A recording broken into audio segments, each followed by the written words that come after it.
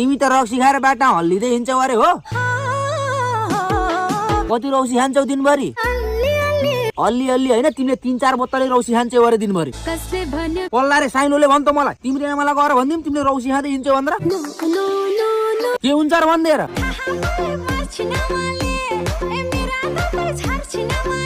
दाँत झार्ने मात्रै होइन, तिम्रो हात खुट्टा पनि भात्नु पर्छ। हेर त यति राम्री मान्छे भएर रक्सी खाँदै हल्लिँदै हिँड्न तिमीलाई लाज लाग्दैन?